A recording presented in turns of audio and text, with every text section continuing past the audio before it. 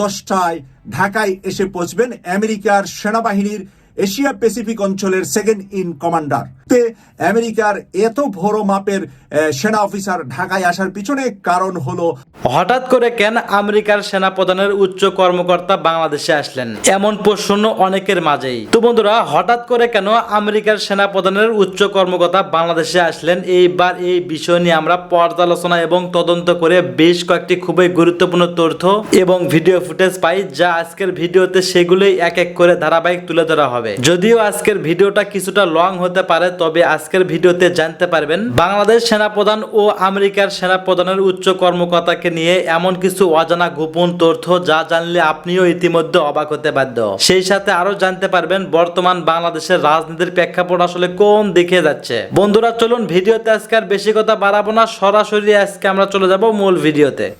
আসসালামু আলাইকুম ওয়া রাহমাতুল্লাহি ওয়া বারাকাতুহু। আজকে হঠাৎ করে রাত 10টায় ঢাকায় এসে পৌঁছবেন আমেরিকার সেনাবাহিনীর এশিয়া প্যাসিফিক অঞ্চলের second in commander. Second in commander হঠাৎ করে কেন ঢাকায় আসছেন, ঢাকার সাথে কি সম্পর্ক এবং কি উদ্দেশ্যে আসছেন, এই বিষয়ে আপনাদের সাথে একটি ভিডিও বার্তা আমি এখন শেয়ার করব।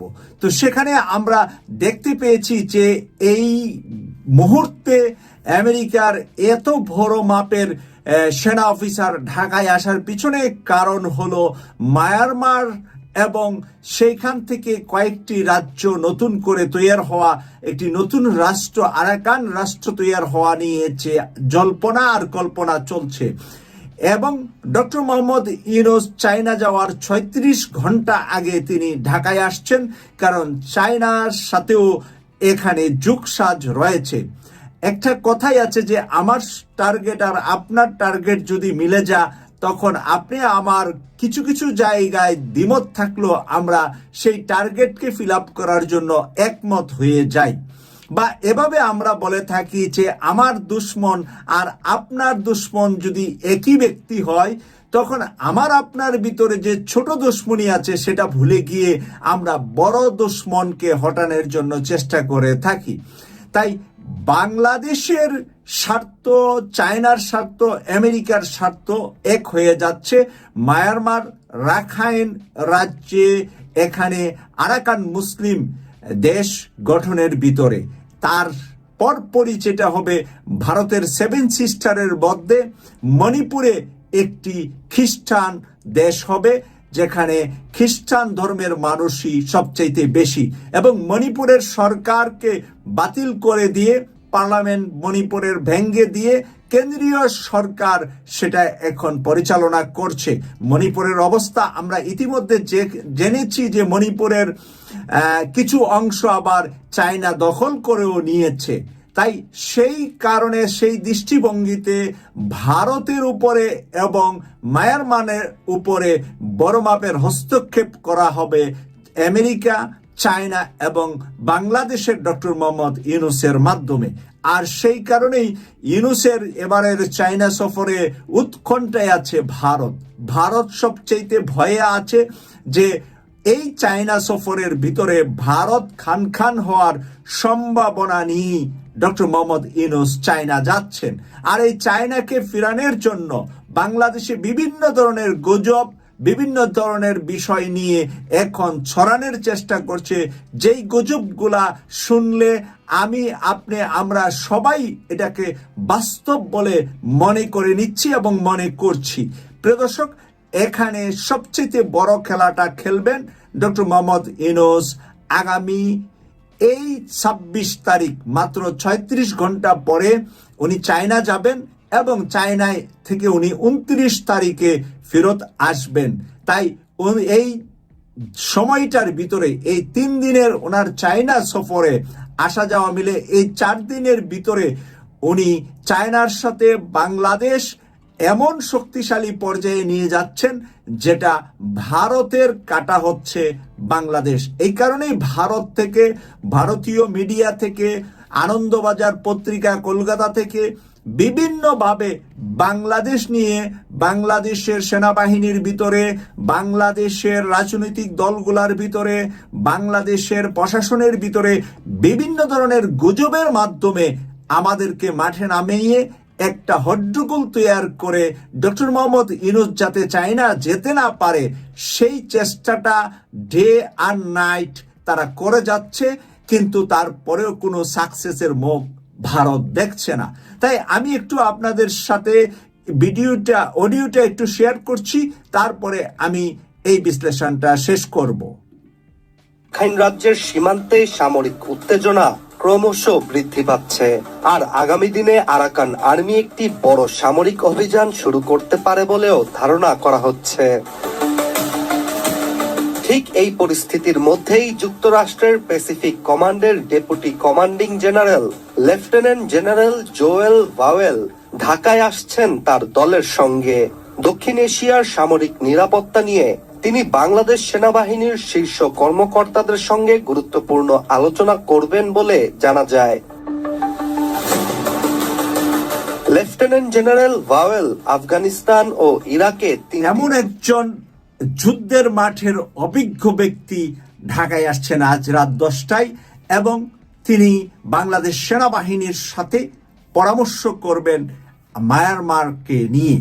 এবং ডক্টর মোহাম্মদ ইউনূস চায়না যাওয়ার আগ মুহূর্তে ওনার ঢাকায় আসাটা অনেকটাই আমাদের কাছে অবাক লাগার মতো ছিল, যে এই বিষয়টা আসলে অন্য কোনো বিষয় কিনা, বা ওনার চায়না যাওয়ার পিছনে আমেরিকার কোনো আপত্তি আছে কিনা, বা আমেরিকা চায়নার ভিতরে রয়েছে একটা সম্পর্কের ফাটল, কারণ তারা দুইজনই এখন বিশ্বমোড়ল নিজেকে ডিক্লার করতে চাচ্ছে। চায়না অর্থ দিয়ে অনেক দূর এগিয়ে গিয়েছে, প্রযুক্তি দিকেও চায়না অনেক দূর এগিয়ে গিয়েছে। চায়না প্রধানমন্ত্রী গতকাল একটা বক্তব্য দিয়েছেন যে আমেরিকা আর চায়না যদি যুদ্ধ করে দুটা দেশই হারবে। যুদ্ধ যদি দুইজনে করে তাহলে দুইজন হারে কিভাবে?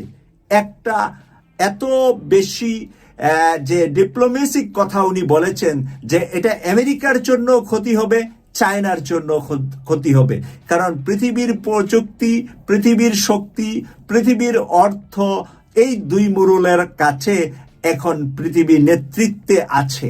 রাশিয়ার ওই সোভিয়েত ইউনিয়ন ব্যঙ্গে খান হয়ে আর মানুষ রাশিয়ার নাম বর্তমান সময়ে বিশ্ব মুরুলের মধ্যে বলে না।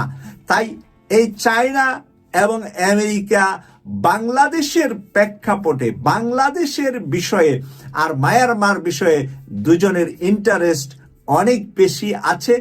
ইন্টারেস্ট থাকার পিছনে ওই যে কারণ, সেই কারণ হলো যে এখানে দুটা দেশ নতুন মিনিমাম হচ্ছে, একটা হলো খ্রিস্টান দেশ আর একটা হলো মুসলিম দেশ। এই জন্যই আমাদের জাতিসংঘের মহাসচিব এসে তাদের সাথে ইফতারি খেয়ে তাদেরকে পুনর্বাসন তাদের দেশে করার বিষয়ে একটা কমিটমেন্ট কিন্তু অঘোষিত করেছেন। কারণ কমিটমেন্টটা করেছেন বাংলাদেশের প্রধান উপদেষ্টা ডক্টর মোহাম্মদ ইউনূস। আগামী বছর রমজানের ঈদে আপনাদের সন্তানরা তাদের দাদা দাদি নানা নানির কবর জিয়ারত করবে। কত বড় একটা কঠিন শক্ত কথা। তার মানে রোহিঙ্গারা ফেরত যাবে তাদের দেশে, এবং তারা আগামী বছর রমজান ঈদ তাদের দেশেই করবে।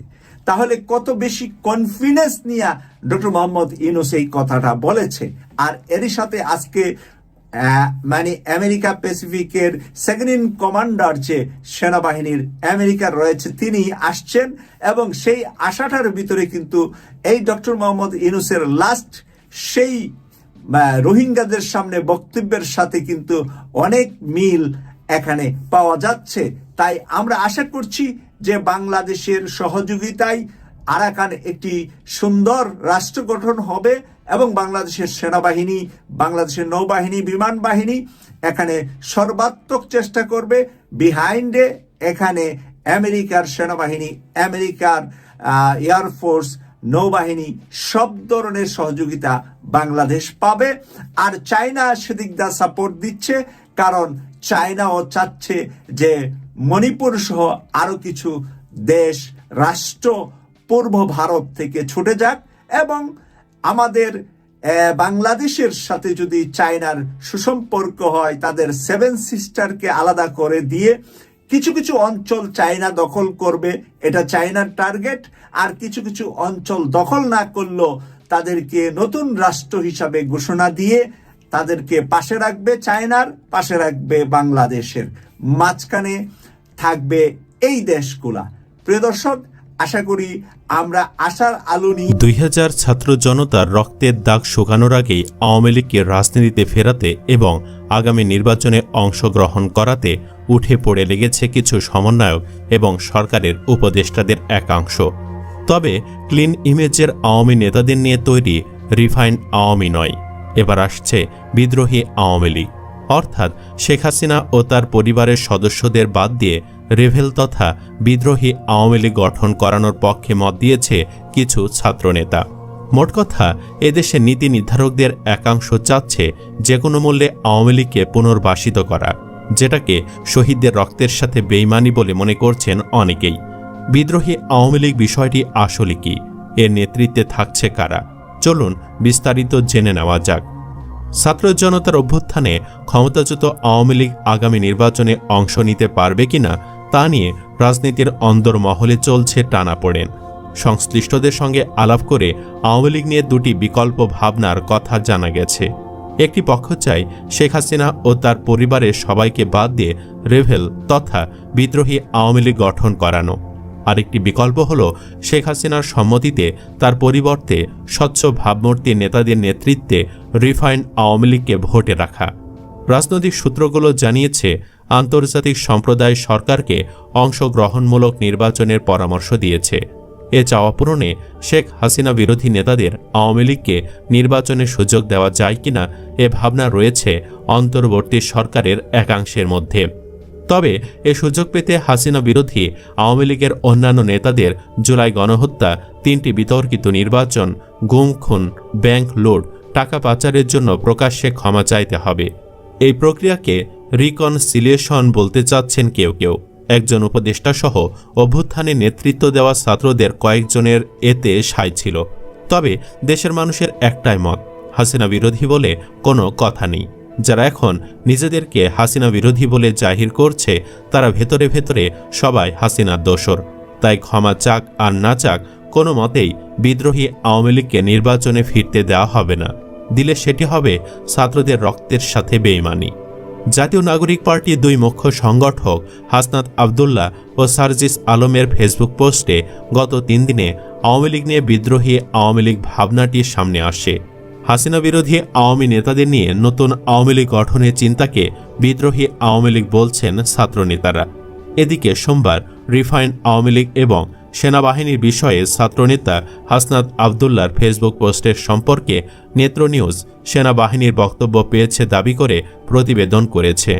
প্রতিবেদনে বলা হয়, সেনাবাহিনীর বিবৃতি অনুযায়ী 11 মার্চ 2 ছাত্রনেতার সঙ্গে বৈঠকে জেনারেল ওয়াকারুজ্জামান অভিমত দিয়েছিলেন, যেসব নেতা ফৌজদারি মামলায় জড়িত নন এবং স্বচ্ছ ভাবমূর্তির, তাদের সমন্বয়ে নতুন আওয়ামী লীগ অংশগ্রহণ করলে নির্বাচন প্রতিদ্বন্দ্বিতামূলক ও অধিকতর গ্রহণযোগ্যতা পাবে। গত বৃহস্পতিবার মধ্যরাতে ফেসবুক স্ট্যাটাসে হাসনাত আবদুল্লাহ দাবি করেন, তিনি সহ আরও 2 জনের কাছে 11 মার্চ দুপুর 2:30টায় ক্যান্টনমেন্ট থেকে আওয়ামী লীগকে পুনর্বাসনের পরিকল্পনা উপস্থাপন করা হয়। বলা হয়, তারা যেন আসন সমঝোতার বিনিময়ে প্রস্তাব মেনে নেন। তবে এর আগে থেকেই আওয়ামী লীগের পুনর্বাসন নিয়ে সরব ছিলেন হাসনাত। 12 মার্চ তিনি লিখেন, আওয়ামী লীগকে ফেরানোর পরিকল্পনা চলছে। রিফাইন্ড আওয়ামী লীগ নামে নতুন একটি ট্যাবলেট নিয়ে শিগগিরই হাজির হবে। 15 মার্চ লিখেন, যে পথ দিয়ে আওয়ামী লীগ পালিয়েছে ঠিক সে পথ দিয়েই আওয়ামী লীগকে ফেরানোর ষড়যন্ত্র করা হচ্ছে। 20 মার্চ প্রধান উপদেষ্টা অধ্যাপক মোহাম্মদ ইউনুসকে সম্বোধন করে লেখেন, আওয়ামী লীগ 5 আগস্টে নিষিদ্ধ হয়ে গেছে। উত্তরপাড়া ও ভারতের প্রেসক্রিপশনে আওয়ামী লীগের চ্যাপ্টার ওপেন করার চেষ্টা করে লাভ নেই। গত বৃহস্পতিবার ইন্টারন্যাশনাল ক্রাইসিস গ্রুপের সঙ্গে বৈঠকে প্রধান উপদেষ্টা ডক্টর মোহাম্মদ ইউনুস জানান, আওয়ামী লীগকে নিষিদ্ধের পরিকল্পনা নেই সরকারের। এ বক্তব্যের পর মধ্যরাতে হাসনাত আবদুল্লাহ নিজের ভেরিফাইড ফেসবুকে লিখেন, সাবেক মন্ত্রী সাবের হোসেন চৌধুরী, সাবেক স্পিকার শিরিন শারমিন চৌধুরী এবং ঢাকা দক্ষিণ সিটি কর্পোরেশনের সাবেক মেয়র শেখ ফজলে নূর তাপসকে সামনে রেখে আওয়ামী লীগকে পুনর্বাসন করার চেষ্টা চলছে। তিনি দাবি করেন ক্যান্টনমেন্ট থেকে এ প্রস্তাব এসেছে। রাজনীতিতে সেনাবাহিনীর ভূমিকা নিয়ে প্রথমবারের মতো এত খোলাখুলি আলাপ দেশজুড়ে বিতর্ক তৈরি করে। পরদিন শুক্রবার এনসিপির সংবাদ সম্মেলনে সেনাবাহিনীকে রাজনীতি থেকে দূরে থাকার আহ্বান জানায়। তবে পরদিন দলটির মুখ্য সমন্বয়কারী নাসিরউদ্দিন পাটোয়ারি বলেন, হাসনাতের লেখা শিষ্টাচার বহির্ভূত ঘটনা আরও মোড় নেয় রোববার সার্জিস আলমের লেখায়। তার লেখার সারাংশ হচ্ছে, ছাত্র নেতাদের আগ্রহে 11 মার্চ সেনাপ্রধানের সঙ্গে বৈঠক হয়েছিল। জেনারেল ওয়াকার আওয়ামী লীগ পুনর্বাসনের প্রস্তাব দেননি, বরং নিজের অভিমত জানান। হাসনাত যে কথোপকথনের কথা লিখেন তা সত্য জানিয়ে সার্জিস বলেছেন, সেনাপ্রধান ক্ষুব্ধ নয়, জ্যেষ্ঠ ব্যক্তিরা যেভাবে বলেন সেভাবেই বলেছিলেন। তবে সার্জিসও বলেছেন, জুলাই গণহত্যা, বিডিআর হত্যাকাণ্ড, শাপলা চত্বরের হত্যাকাণ্ড ঘটানো আওয়ামী লীগের বিদ্রোহী হোক আর রিফাইন্ড হোক, যে কোনো ভার্সনেরই রাজনীতিতে আসার বিরুদ্ধে লড়াই অব্যাহত থাকবে। এদিকে জানা গেছে আওয়ামী লীগকে ফেরাতে মরিয়া বিএনপিও।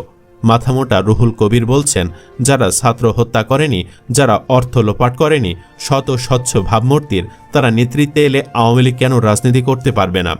সূত্রগুলো আরও জানাচ্ছে, শেখ হাসিনা এবং যাদের বিরুদ্ধে জুলাই গণহত্যায় সম্পৃক্ততার অভিযোগ আছে তাদের বাদ দিয়ে রিফাইন্ড আওয়ামী লীগ নির্বাচনে এলে আপত্তি নেই বিএনপির।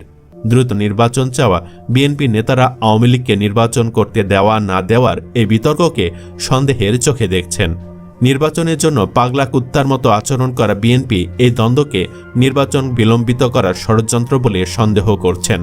বিএনপি আরও বলছে, সেনাপ্রধান 18 মাসের মধ্যে নির্বাচন চান, তাই যারা নির্বাচন চায় না তারা ওয়াকারুজ্জামানকে ঘিরে বিতর্ক তৈরি করছে। হাসনাত সার্জিসদের যে বৈঠক নিয়ে আলোচনা চলছে, তেমন বৈঠক আরও কয়েকটি রাজনৈতিক দলের সঙ্গে পৃথকভাবে হয়েছে বলে সূত্রগুলো জানিয়েছে। এদিকে অভ্যুত্থানের পর হত্যা মামলায় আওয়ামী লীগের জ্যেষ্ঠ নেতাদের একাংশ কারাগারে, বাকিরা পলাতক। জাতিসংঘের তথ্য অনুসন্ধান অনুযায়ী হত্যাযজ্ঞে আইনশৃঙ্খলা বাহিনীর সহযোগী ছিল আওয়ামী লীগ এবং এর অঙ্গ সংগঠনগুলো। সরকারের ঘনিষ্ঠ হিসাবে পরিচিত একটি রাজনৈতিক দলের প্রধান বলেছেন, সরকারের চিন্তা হলো যারা শেখ হাসিনা ও তার পরিবারের সদস্যদের পরিত্যাগ করে 15 বছরের সব অপকর্মের জন্য দায় উন্মোচন করে জাতির কাছে ক্ষমা চেয়ে নির্বাচনে আসতে চান, তাদের আসতে দেওয়া হবে। অতীতে মানবাধিকার নিয়ে কাজ করছেন সরকারের এমন একজন উপদেষ্টাকে আওয়ামী লীগকে ফেরানোর দায়িত্ব দেওয়া হয়েছে। আরেকটি সূত্র জানিয়েছে, একই সাথে আরেকটি প্রচেষ্টা চলছে, তা হচ্ছে শেখ হাসিনার বদলে অন্য কাউকে দলের দায়িত্ব দিয়ে আওয়ামী লীগকে নির্বাচনে আনা। রাজনৈতিক অঙ্গনে শেখ হাসিনা সরকারের মন্ত্রী সাবের হোসেন চৌধুরীকে এ দায়িত্ব দেওয়া হতে পারে বলে আলোচনা আছে, তবে তিনি বিদ্রোহী হতে রাজি নন। ছাত্র জনতার অভ্যুত্থানের হত্যা মামলায় আওয়ামী লীগ নেতাদের মধ্যে শুধু সাবের হোসেন চৌধুরী এবং সাবেক পরিকল্পনামন্ত্রী এম.এ. মান্নান জামিন পেয়েছেন। রিমান্ড চলাকালে সাবের হোসেন একদিনে 6 মামলায় নাটকীয়ভাবে জামিন পাওয়ায় গত অক্টোবর থেকে রাজনৈতিক অঙ্গনে গুঞ্জন ছিল সরকার ইচ্ছা করে তাকে জামিন দিয়েছে, কারণ তাকে রিফাইন্ড আওয়ামী লীগের দায়িত্ব দেওয়া হতে পারে। তার সঙ্গে কথা বলা একজন রাজনীতিক জানিয়েছেন, শেখ হাসিনা অনুমোদন দিলে এটা হতে পারে, আর সরকারকে দিতে হবে নিরাপত্তার নিশ্চয়তা। তবে এ বিষয়ে সাবের হোসেনের মন্তব্য জানা সম্ভব হয়নি। আত্মগোপনে থাকা আওয়ামী লীগের যুগ্ম সাধারণ সম্পাদক আ.ফ.ম. বাহাউদ্দিন নাসিম একটি পত্রিকাকে বলেন, শেখ হাসিনা ঐক্যের প্রতীক, নতুন নেতৃত্বের প্রশ্নই আসে না। একাধিক রাজনৈতিক সূত্র আরও জানিয়েছে, রিফাইন্ড আওয়ামী লীগ হতে হবে হাসিনার অনুমোদনে। সময় ও পরিবেশ অনুকূলে এলে রিফাইন্ড আওয়ামী লীগে ফিরতে পারেন হাসিনা এবং তার পরিবারের সদস্যরাও। তাই এতে রাজি নয় সরকার, ছাত্রনেতা এবং অধিকাংশ রাজনৈতিক দল। তাদের দাবি রিফাইন্ড নয়, বিদ্রোহী আওয়ামী লীগ গঠিত হলে তা হবে দলটির স্থায়ী বিভক্তি। বিদ্রোহী অংশ মূল দল হিসেবে স্বীকৃতি পেলেও কখনোই শেখ হাসিনার সমর্থকদের সমর্থন পাবে না। ফলে এই দল এনসিপি, বিএনপি কিংবা অন্য দলের জন্য তেমন হুমকি হতে পারবে না। উল্লেখ্য, দক্ষিণ আফ্রিকার যেভাবে বর্ণবাদী শাসনের সময়ের অপরাধীদের দায়মুক্তি দেওয়া হয়েছিল, একই পদ্ধতিতে বিচার ও অনুশোচনার পর এই আওয়ামী লীগকে সুযোগ দিতে রাজি তারা।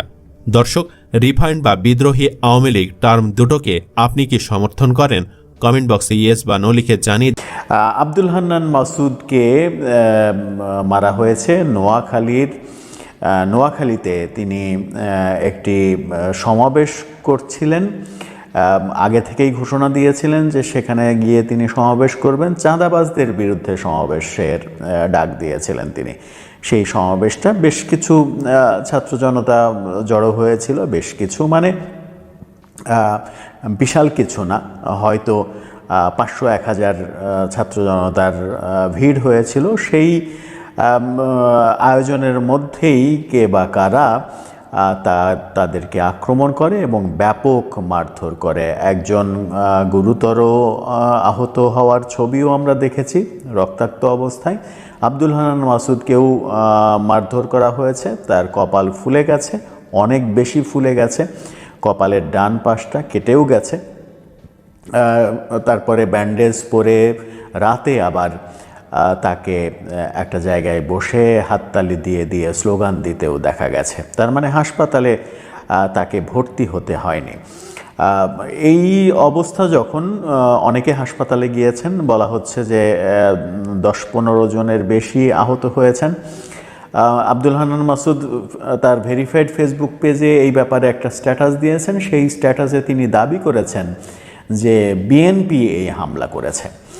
বিএনপি কেন আব্দুল হান্নান মাসুদকে মারবে সেই প্রশ্ন তো এসেই যায়। চাঁদাবাজদের বিরুদ্ধে সমাবেশ করলে, মানববন্ধন করলে বিএনপি কেন মারবে সেই প্রশ্ন একটা বড় প্রশ্ন। তাহলে কি আব্দুল হান্নান মাসুদ এটা বোঝাতে চাচ্ছেন যে ওখানে চাঁদাবাজির কর্মকাণ্ডগুলো বিএনপি করতো, তাদের হাতে ঘা লেগেছে, এই কারণে বিএনপি তার উপরে চড়াও হয়েছে? বিএনপি নানা কারণে চড়াও হতে পারে। যদি সেই কারণটা থাকে, সেটা যদি আব্দুল হান্নান মাসুদের অভিযোগ যদি সত্য হয়, তাহলে সেই সত্য উদ্ঘাটন করা উচিত। বিএনপিরও হাইকমান্ড থেকে সেই ব্যাপারে সত্যতা যাচাই করে যথাযথ পদক্ষেপ নেওয়া উচিত। এটা যেমন বলছি, তেমনি আবার এটাও সত্য যে বিএনপির সঙ্গে ছাত্র এই রাজনৈতিক দলটা এত বেশি দূরত্ব তৈরি করেছে, বিএনপি সম্পর্কে বাজে বাজে মন্তব্য করা। কদিন আগেই আমরা দেখলাম যে এই জাতীয় নাগরিক পার্টির প্রধান সমন্বয়ক, মুখ্য সমন্বয়ক নাসিরউদ্দিন পাটোয়ারি, সেই নাসিরউদ্দিন পাটোয়ারি বিএনপির প্রতিষ্ঠাতা জিয়াউর রহমান সম্পর্কে যাচ্ছে তাই বাজে মন্তব্য করেছেন, খুবই মানহানিকর মন্তব্য করেছেন। এরপরে বিএনপির লোকজন তার উপরে বেজায় ক্ষেপেছিল। বিএনপি সম্পর্কে বাজে মন্তব্য আরও অনেককেই করতে দেখা গেছে। বিএনপির সঙ্গে তাদের সম্পর্ক আরও বেশি দূরত্বের তো হয়েছে যখন তারা একপেশেভাবে সরকারকে নিয়ন্ত্রণ করতে চেয়েছে। বিএনপি তার বিরোধিতা করেছে। টকশোয়ে রুমিন ফারহানা, দুদু সহ অনেককেই দেখা গেছে যে এই ছাত্রদের বিভিন্ন কর্মকাণ্ড সম্পর্কে সমালোচনা করতে, এবং সমালোচনায় মুখর ছিল বিএনপি। নানা কারণে বিএনপির সঙ্গে তাদের দূরত্বটা তৈরি হয়েছে। সেই দূরত্বের কারণেই কি এই ঘটনা ঘটল? আর আব্দুল হান্নান মাসুদের এই অভিযোগটা সরাসরি বিশ্বাস করারই বা কোনো কারণ আছে কি না, সেটাও একটা বড় প্রশ্ন।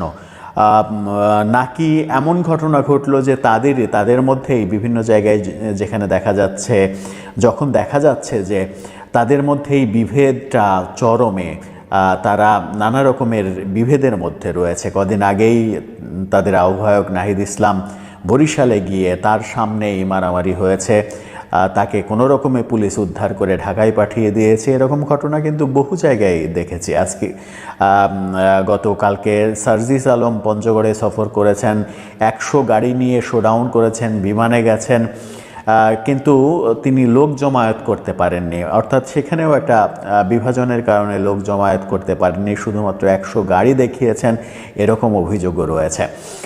নিজেদের মধ্যে অন্তর্কন্দলের কারণে এটা হলো কিনা, সেটাকে ঢাকতেই বিএনপিকে দোষ চাপানো হচ্ছে কিনা, সেই ব্যাপারেও নিশ্চয়ই খোঁজ খবর নেওয়া উচিত। যেটাই ঘটে থাকুক, যে কোনো ধরনের মব, যে কোনো ধরনের ইনজাস্টিস কোনোভাবেই দেশে কাম্য নয়।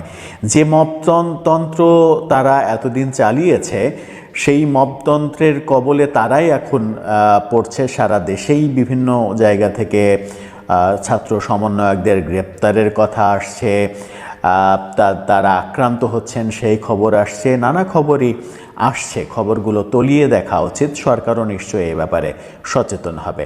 তবে আব্দুল হান্নান মাসুদের এই আহত ছবিটা, আপনারাও ছবিটা দেখে নিতে পারেন। এই ছবিটা সামাজিক যোগাযোগ মাধ্যমে এরই মাঝে কিন্তু ভাইরাল হয়ে গেছে, সেটা নিয়ে ট্রলও হচ্ছে।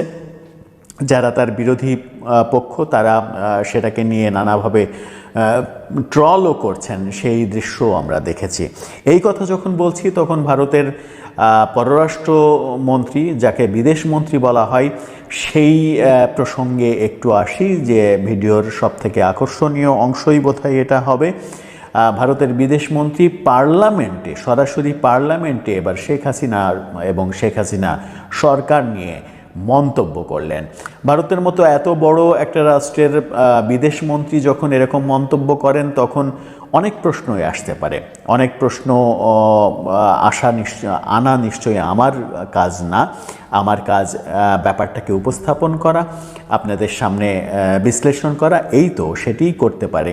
পক্ষে বিপক্ষে অবস্থান সেটা আপনাদের দায়িত্ব, আপনারা কিভাবে ব্যাপারটাকে দেখবেন।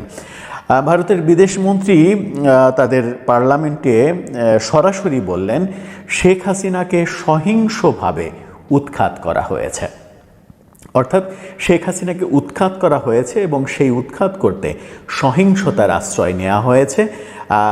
ভুল পথ, কুপথ, এই পথের আশ্রয় নেওয়া হয়েছে, এমনটা ভারতের বিদেশমন্ত্রী বললেন। যে আলোচনাটা এতদিন ধরে, গত 7 মাসেরও বেশি ধরে চলছিল, যে ভারত সরাসরি শেখ হাসিনাকে পুনর্বাসনের চেষ্টা করছে, শেখ হাসিনার পক্ষে অবস্থান করছে, এতদিন পরে এতদিন ভারত কিন্তু কোনো ধরনের শেখ হাসিনাকে নিয়ে, শেখ হাসিনার পতন নিয়ে কোনো মন্তব্য করেনি।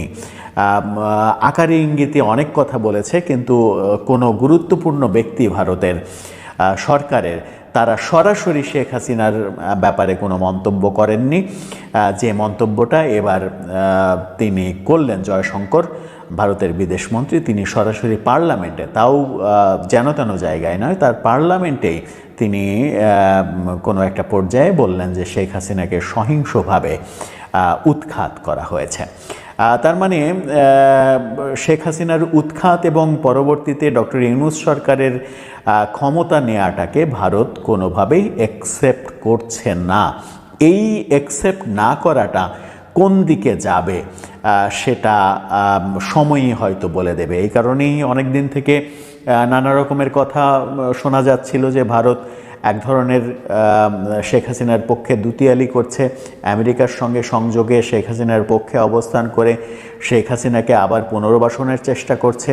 ডক্টর ইউনূস সরকারের উপরে বিশ্ববাসী, বিশ্ব বিবেক যেন রেগে যায়, তার বিপক্ষে অবস্থান নেয়, সেরকম লবিং তারা করছে, সেই আলোচনাও কিন্তু রয়েছে। এবং ডোনাল্ড ট্রাম্প, নরেন্দ্র মোদী এক হয়ে বাংলাদেশের বর্তমান সরকারের বিরুদ্ধে অবস্থান করছেন। এই ব্যাপারগুলো, এই বার্তাগুলোও যখন স্পষ্ট, তখন জয়শঙ্করের এই মন্তব্যটা খুবই গুরুতর মন্তব্য। সেই কথা যখন বলছি তখন শেষ বিষয়ে আসি।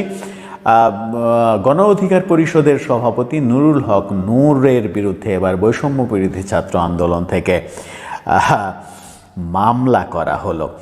সেই মামলাটা যেটা করা হয়েছে সেটা হচ্ছে যে বৈষম্য বিরোধী ছাত্র আন্দোলনের নেতাদের মারধর, ক্লাব দখল করে চাঁদাবাজির অভিযোগে গণ অধিকার পরিষদের সভাপতি নুরুল হক নূর সহ 4 জনের নাম উল্লেখ করে অজ্ঞাত আরও 20-25 জনের বিরুদ্ধে মামলা করা হয়েছে। সোমবার রাতে, মানে আজকে রাতেই, বৈষম্য বিরোধী ছাত্র আন্দোলনের খুলনা মহানগর নেতা মোহাম্মদ নাঈম হাওলাদার বাদী হয়ে খুলনা থানায় এই মামলাটা করেছেন। খুলনা সদর থানায় এই মামলাটা করা হয়েছে। অর্থাৎ নুরুল হক নূর এখান থেকে গিয়ে খুলনাতে গিয়ে চাঁদাবাজি করেছে, মারধর করেছে, লাঠিসোঁটা নিয়ে, অস্ত্র নিয়ে হামলা করেছে। এই অভিযোগে তার বিরুদ্ধে মামলা করা হয়েছে। পরে বলা হয়েছে যে খুলনা সদর থানার ভারপ্রাপ্ত কর্মকর্তা ওসি মোহাম্মদ মাসুম মামলাটির বিষয় নিশ্চিত করেছেন গণমাধ্যমকে।